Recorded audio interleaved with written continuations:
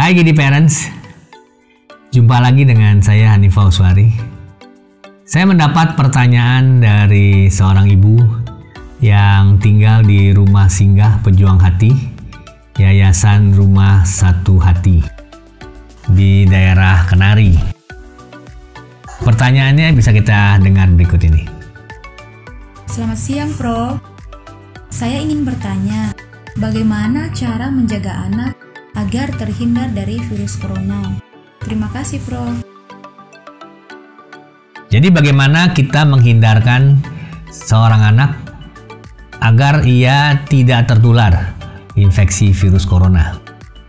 Ini pertanyaan umum, tetapi untuk anak ada kekhususannya. Seorang anak, kalau kita lihat data yang dikeluarkan oleh Daily Round ya, dokter-dokter yang mengumpulkan data-data untuk melihat karakteristik klinis dari anak-anak yang terkena COVID-19 ini, mereka mendapatkan bahwa 47% anak-anak ini bila terkena akan berada pada posisi penyakit yang ringan. Jadi 47% ringan, artinya ringan adalah dia mengalami infeksi saluran nafas atas, bisa juga infeksinya tidak bergejala. Tapi kalau diperiksa virusnya dengan cara pemeriksaan yang disebut RT-PCR, dia positif. Foto kalau kita ronsen paru-parunya nggak ada kelainan dan anaknya tidak sakit berat. 53% diantaranya akan mengalami keadaan yang disebut penyakit yang moderate atau derajat sedang, yaitu bisa ditemukan pneumonia yang ringan, batuk, demam, lemah, sakit kepala, mialgia, tapi umumnya tidak berkomplikasi. Jadi 47 dan 53% itu adalah di ringan dan sedang. Sedangkan yang berat sangat jarang dilaporkan. Tentu ada 1-2 kasus, tetapi pada umumnya anak-anak akan berada pada posisi gejala klinis ringan dan sedang saja. Ini keuntungan seorang anak apabila terinfeksi virus corona. Berbeda bila pada orang dewasa atau usia lanjut, keadaan ini bisa lebih berbahaya dan beberapa kasus bisa 8-10% bisa berbahaya sehingga menimbulkan kematian. Nah, anak walaupun dia cenderung ringan atau sedang bila terkena infeksi virus, tetapi kita mesti bayangkan anak itu pasti akan dirawat oleh orang tuanya kalau sampai ia sakit. Karena itu ada kemungkinan orang tua dan orang-orang sekitar yang serumah bisa terkena sakit COVID-19 ini juga dari anak yang sakit. Oleh sebab itu, anak-anak kita perlu sangat lindungi agar ia tidak menjadi sumber penularan bagi yang lain. Dan bagaimana caranya untuk mencegah ini? Pencegahan yang paling efektif adalah menjauhkan diri dari keramaian. Dikenal sebagai physical distancing. Tetapi yang paling bagus dari physical distancing adalah tinggal di rumah. Dengan tinggal di rumah, kita menjauhkan diri dari keramaian, tetapi tetap bisa berhubungan dengan yang lain. Sekarang sudah banyak sosial media, bisa melakukan interaksi jarak jauh. Jadi sebetulnya tidak social distancing, secara sosial tidak masalah, tetapi fisiknya aja yang jauh.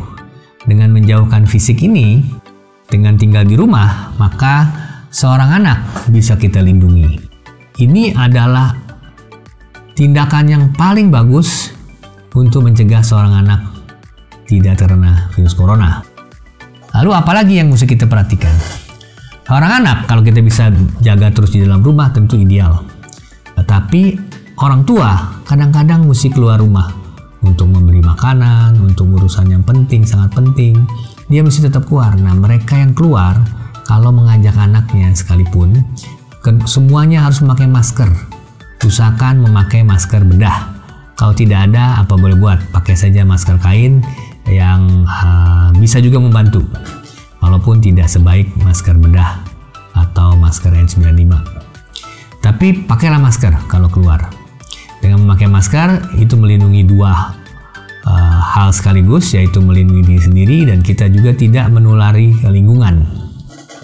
Nah, yang ketiga yang harus diperhatikan adalah pada saat keluar kita mungkin menyentuh benda-benda sekitar kita yang bisa jadi ada virusnya.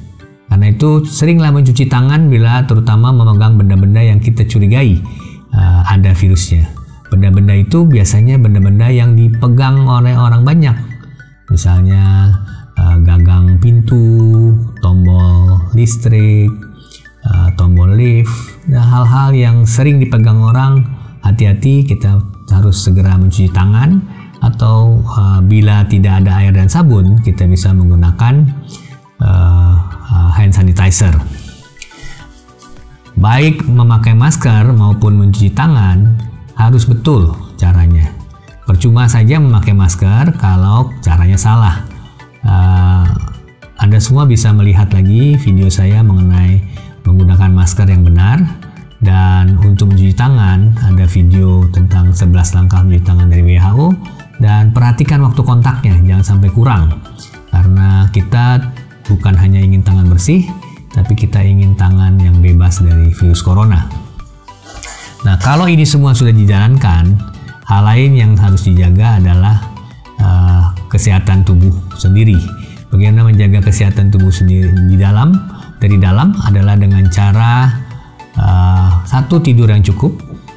Waktu tidur pastikan kalau bisa untuk anak 10-12 jam.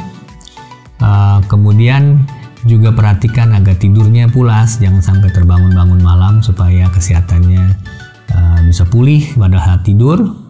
Imunitasnya membaik kalau tubuhnya cukup tidur. Dan berikan cairan yang cukup untuk anak, jangan sampai tenggorokannya kering sehingga memudahkan infeksi berkembang. Selain itu juga perhatikan anak untuk tetap ceria, tidak sedih walaupun di rumah, karena hati yang gembira itu adalah obat juga. Lalu yang perlu diperhatikan adalah makanannya juga. Makanan kita perhatikan bahwa dia cukup gizi seimbang, ya, cukup karbohidrat, cukup protein, dan cukup lemak juga, serta cukup vitamin dan cairan. Khusus mengenai vitamin, kita dapatkan dari sumber misalnya dari sayur-sayuran dan buah-buahan. Usahakan ada sayuran atau buahan dalam makanan sehari-hari walaupun sedikit. Kalau bicara mengenai vitamin, yang paling penting kita perhatikan ada dua vitamin yang disebut-sebut berpengaruh untuk imunitas kita, yaitu vitamin C dan vitamin D, yang bekerja untuk pertahanan terhadap infeksi saluran nafas karena infeksi virus. Kedua vitamin ini, vitamin C kita dapatkan dari buah dan sayuran, vitamin D kita bisa dapatkan dari berjemur pagi hari. Satu lagi, zinc juga disebut-sebut bisa memperkuat imunitas kita.